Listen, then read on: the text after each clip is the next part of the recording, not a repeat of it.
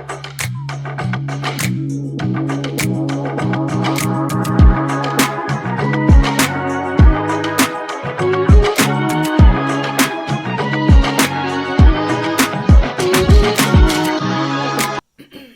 guys, it's Kim. Let's talk about blending brushes because we've got our fantastic blending brushes, but sometimes people just don't know how to use them. So let's go over what you can do with these guys. So I pulled one of our packs, and it's a pack of 5. We've got 2 different styles.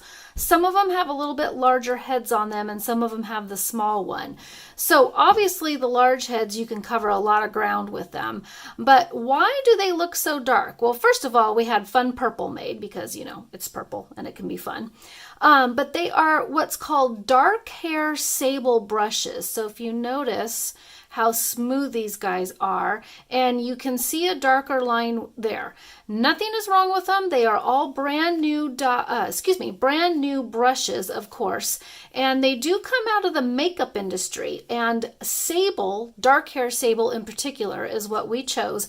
But sable in particular is the best for blending. It really has a very good blending quality on it. And I'm just touching these because they're nice and soft.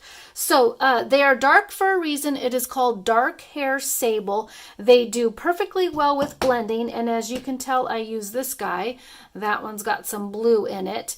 The little ones are really good to get into those little small places that you need to, that the big ones are just obviously way too large to do. So let's do a little bit of blending so you can see how to use these. I don't have a specific project right now, but just showing you guys in general how to use your blending tools. And let's hold them just like this. So I'm going to start with a distress ink. It's called tea dye, and I've got this ivory piece of paper here. I always like to have a backing because of this particular backing. I don't want to get ink on that.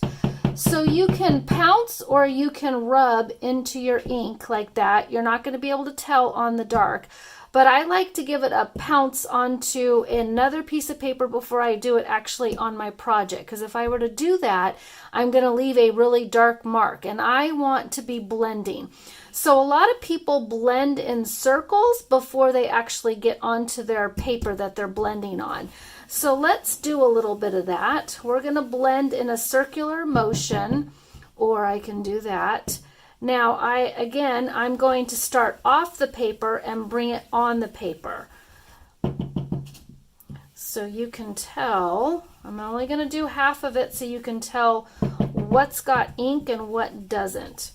But blending brushes give a nice airbrush type of look. So this is the section I did, and obviously I did not do anything there. So you can see a couple of layers make it dark, so you can build up your color scheme if you want to do a little bit of darkness and have a little bit of light too. So you keep going over it with as dark as you want. And then how do you clean your brushes? You can do soap and water, and you can do makeup remover as well, because they are from the makeup industry.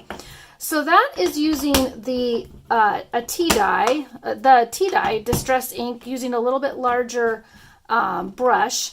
Now, what happens if I want to get a little blue in that dot where my finger is right there? I'm just going to use this small little brush right here. I'm still going to give it a pounce because it picks up a lot of ink, and this is pigmented ink that I'm using right now. But I just want to go in a light little circle. What about here? So now I put that on just a little bit dark, so I can be blending outwards now with it because I've got my big piece right here. So that's what happens if you start with something dark. That inner or outer ring is what I've done to blend. So I'm going to just do a little dot again. Now, if I want just a little bit right here, let's say I had something going on right there, this little guy is going to allow me to get into that spot. Same with these like sliver pieces. It's almost like a line. So think about doing like a little brushwork or something like that. And maybe I wanted to create a line with what I'm going to be using. Some of our packs have 2 different line brushes, or you've got the dot brush, a bigger head, and then obviously a larger head for a larger surface to be doing. Let's do one more color. I'm going to do Ranger Letterit, I believe it's olive color.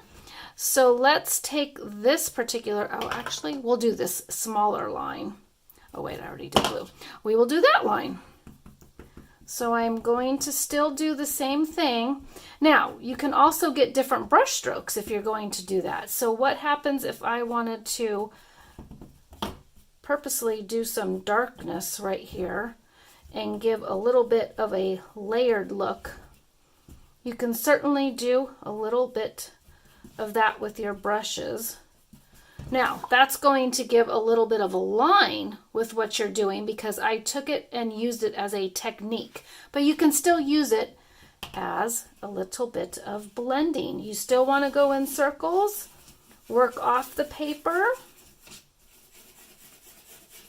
and then bring it on to whatever surface you're doing.